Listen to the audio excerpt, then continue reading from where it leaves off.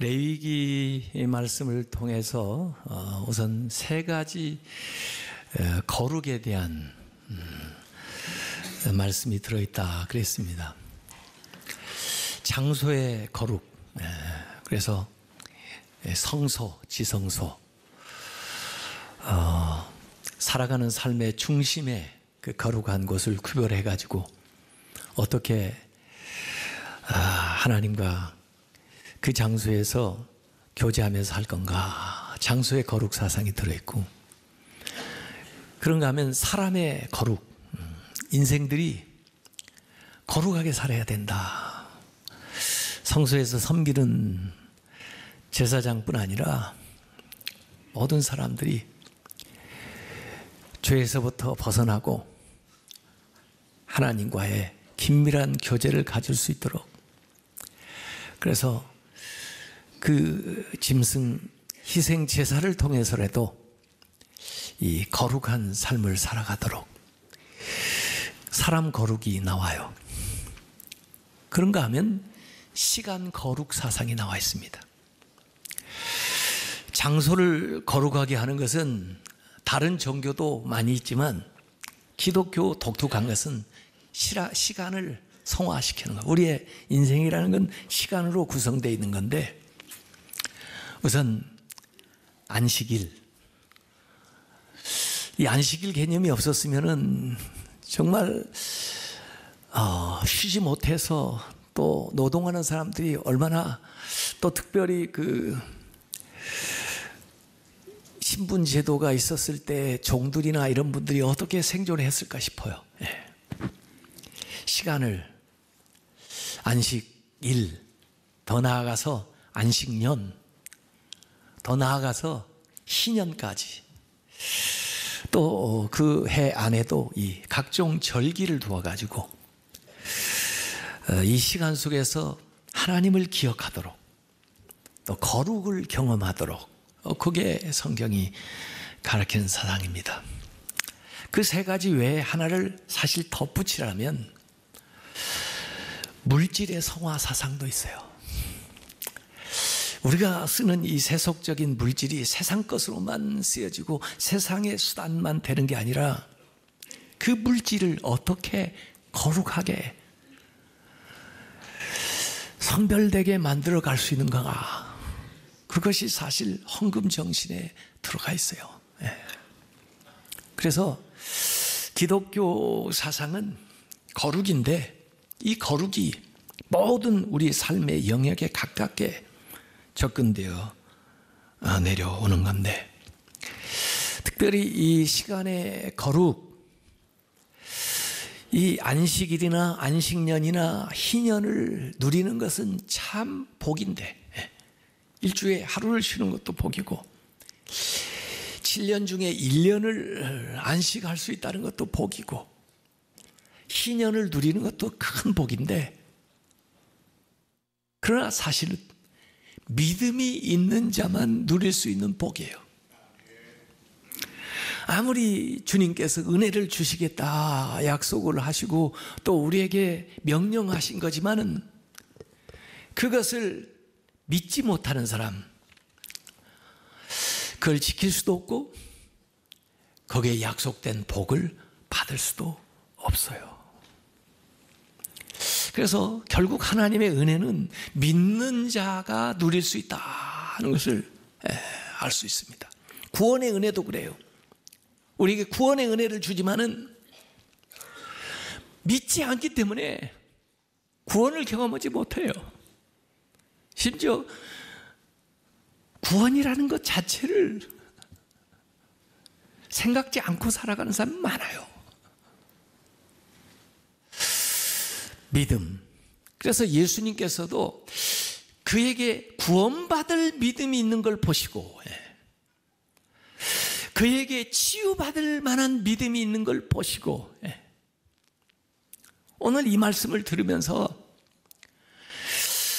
주님께서 주시는 그 안식을 누릴 만한 믿음을 여러분들이 가지시기 바랍니다. 아무리 이야기를 해도 그 믿음이 없으면 약속된 걸 누릴 수가 없어요. 그리고 10계명, 4계명에 주기 전에 이미 광야 생활을 통해서 그들에게 실습을 시켰어요. 정말 신비스러웠을 거예요. 매일의 양식을 거두어 그날 먹었는데 그 다음날 먹지도 못했는데 어떻게 6일째 되는 날은 이틀분을 거두게 하고 그게 그 다음날까지도 아무 문제가 없느냐고 말해요. 그걸 계속해서 훈련을 시키고 그 다음에 네 번째 계명으로 안식일을 기억하여 거룩하게 지키라 이렇게 말씀하는 거예요. 이 안식일보다 더 지키기 어려운 게 안식년입니다. 1년을 쉬어야 되는데 아마 우리 장로님들도 제가 안식년 갖는다면 깜짝 놀랄 겁니다. 아니 목사님 교회를 어떻게 하시려고 1년을 쉰다고 그러세요? 그럴 거예요. 네? 요사이 그거 안식년 지키는 사람은 교수님들 정도, 네. 또 몇몇 목사님들 믿음 좋은 분들, 네. 네. 내가 이래야 먹고 산다, 내가 이래야 일이 이루어진다 생각할 때는 안 됩니다. 못 합니다. 그러나 하나님이 공급하시고 하나님이 책임지시고 하나님이 주관하시고 하나님의 것으로 먹이신다고 생각하면 됩니다.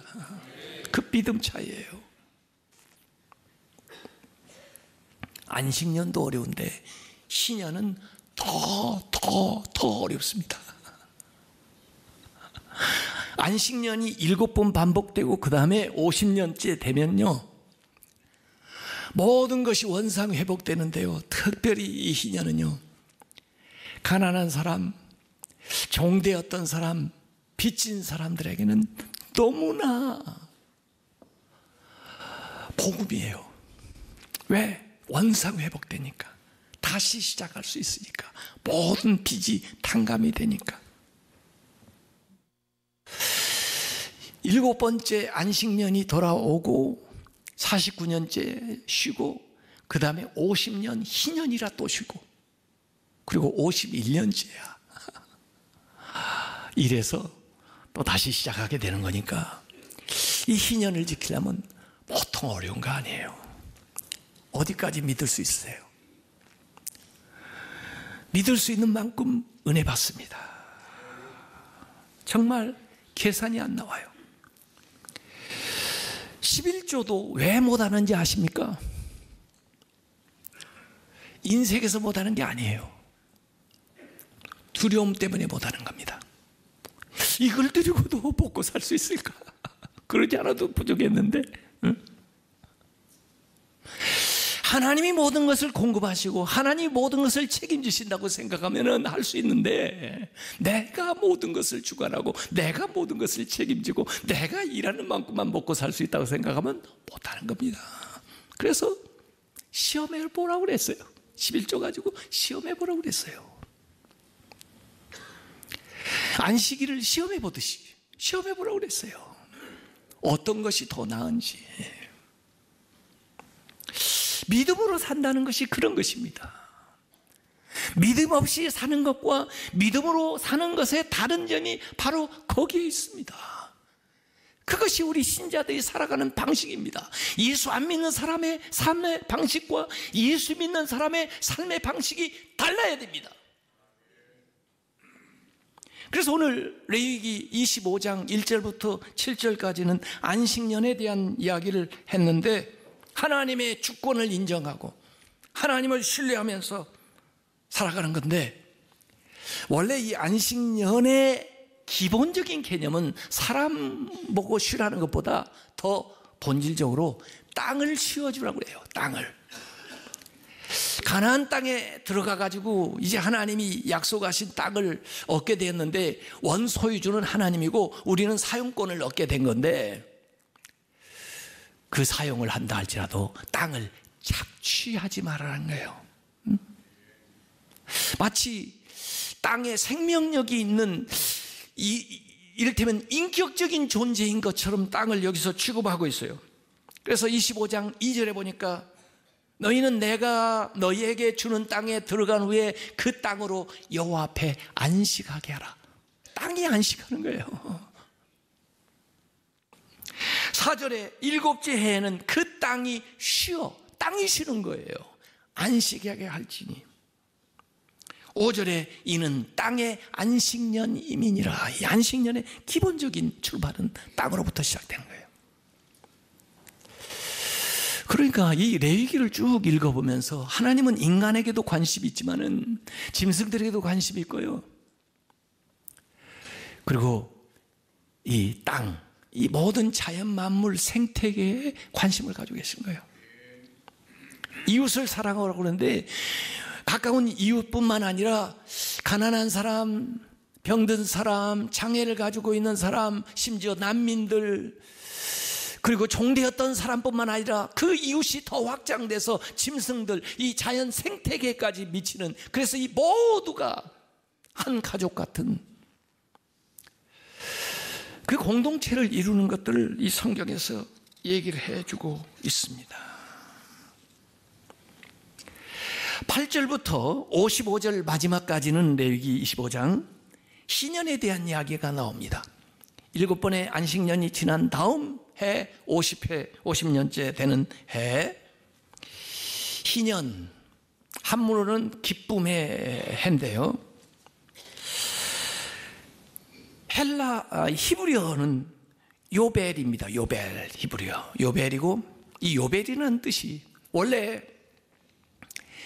희년이 언제 시작되냐면 대속죄일로부터 시작됩니다. 그래서 오늘 성경에 보면은 7째 달 열흘날 이렇게 구절에 나오는데, 이를테면 7월 10일이죠.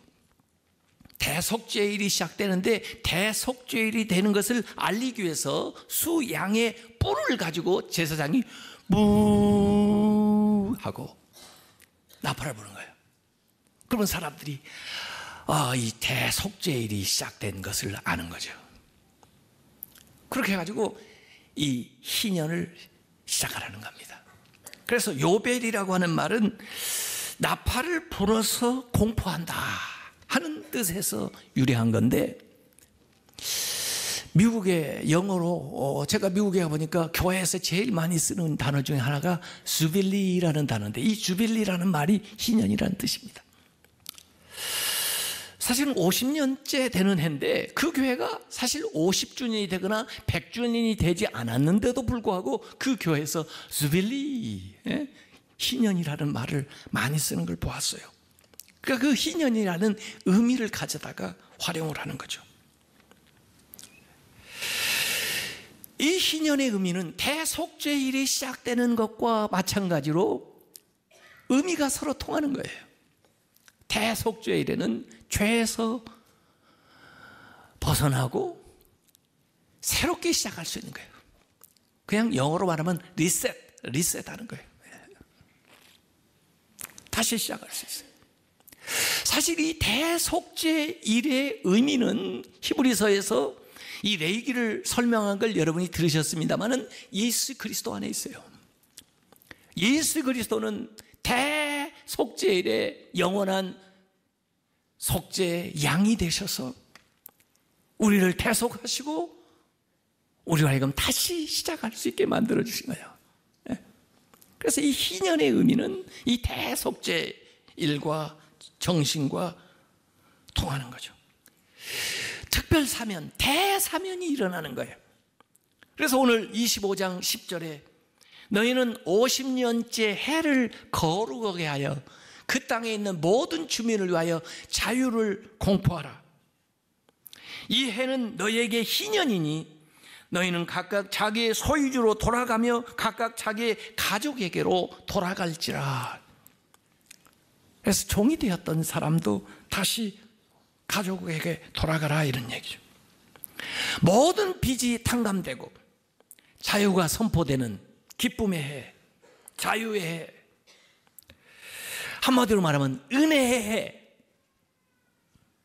모든 사면이 일어나고 그리고 해방되는 거예요. 종은 자유인이 되고 빚을 지었던 사람들은 빚이 탕감되고 자기의 땅이나 자기의 집을 팔거나 잃어버렸던 사람들에게도 다시 그것이 회복되는, 그래서 다시 시작할 수 있는. 사회적인 제도로 말하면은요, 부익부 빈익빈, 그것이 가속돼 가지고 부는 상속되고 가난도 상속되는 그 흐름을 50년 만에 끊어주는 거예요. 다시 시작할 수 있도록 새롭게 만들어 갈 수 있는 기회를 만들어 주는 거죠. 이 희년의 신학적인 기초는 출애굽 사건에 놓여 있습니다. 원래 출애굽을 할 때 애굽에서 종래했던 저들이 벗어나서 해방, 자유인이 되는 거죠. 그래서 오늘 25장 55절에도 이스라엘 자손은 나의 종이 됨이라. 그들은 내가 애굽 땅에서 인도하여 낸 내 종이요 나는 너의 하나님 여호와이니라. 그래서 이사야 선지자는 앞으로 오실 메시아에 대해서, 메시아가 이룰 왕국, 메시아의 왕국에 대해서 얘기할 때 이사야서 61장 1절부터 3절까지 말씀이 바로 이 희년의 이미지를 가지고 설명을 하고 있어요.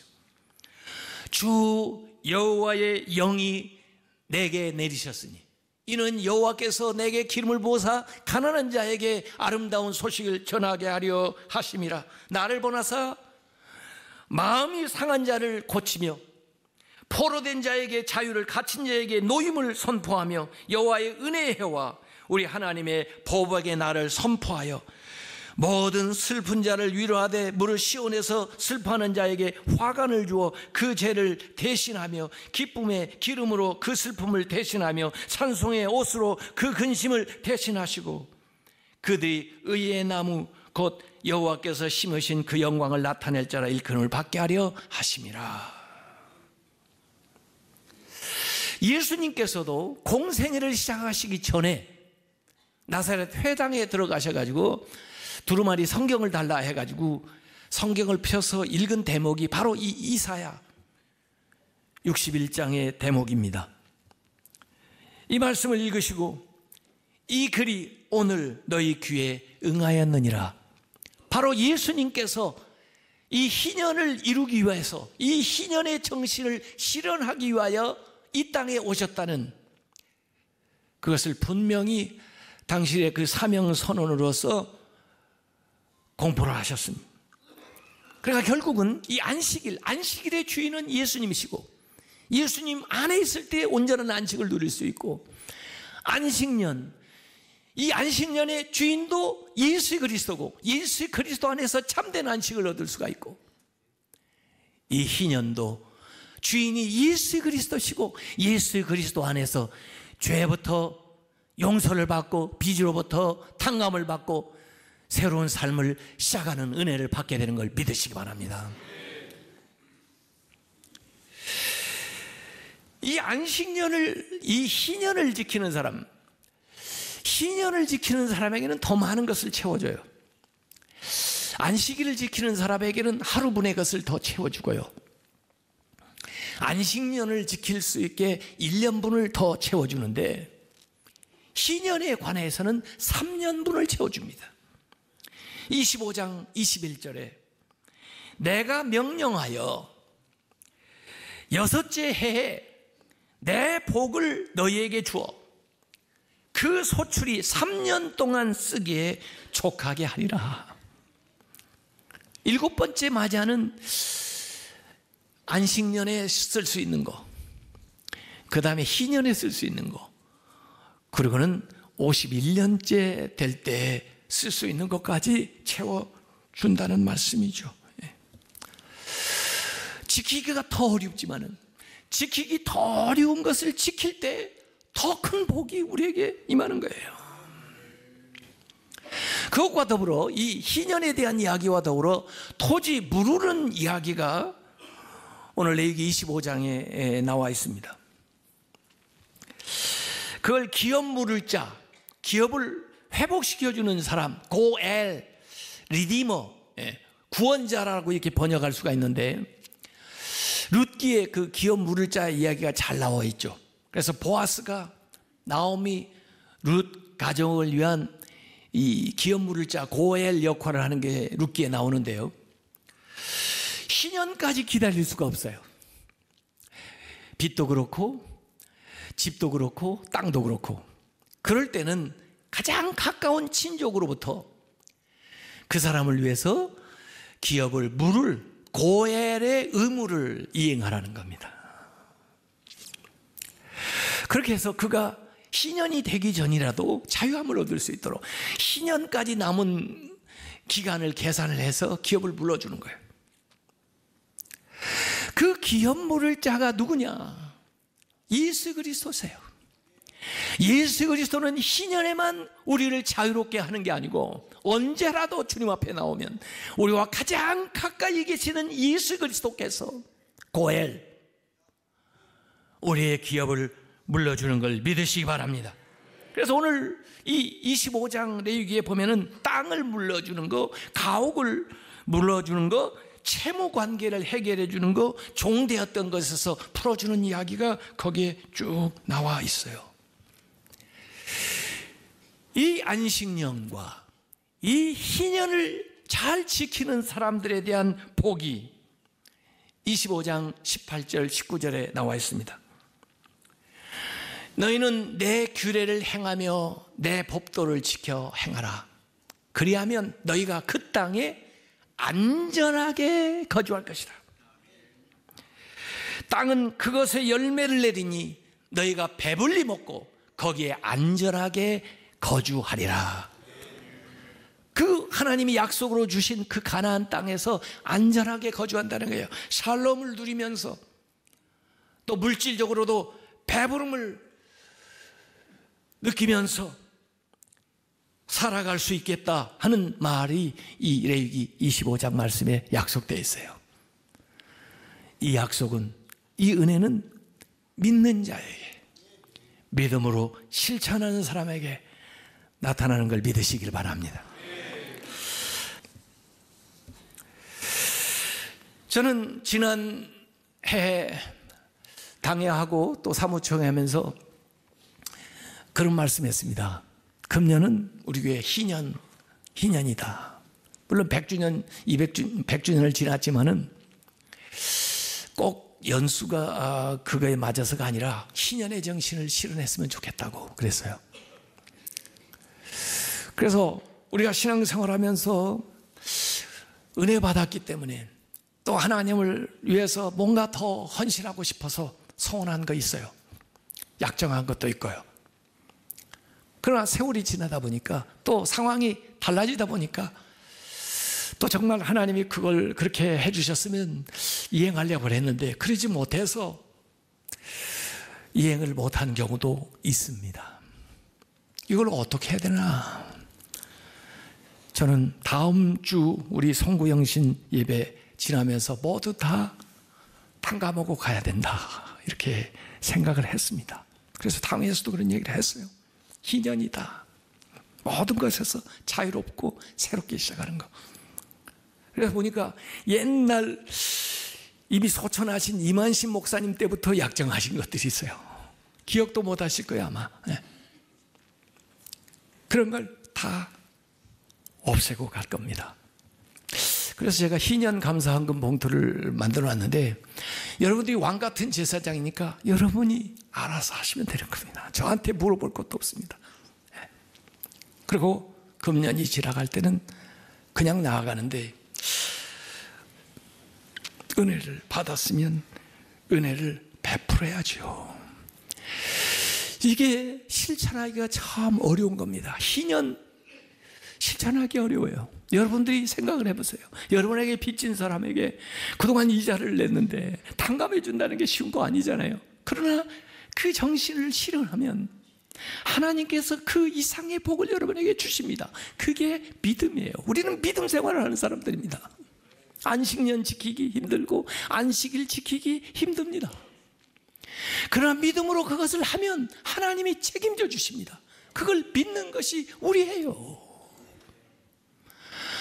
하나님이 언약하신 이 많은 축복을 여러분이 믿음으로 응답함으로써 금년과 내년에 여러분의 인생에 그 신비스럽고 놀라운 하나님의 은총을 경험하는 성도들이 다 되시기를 주님의 이름으로 축원합니다.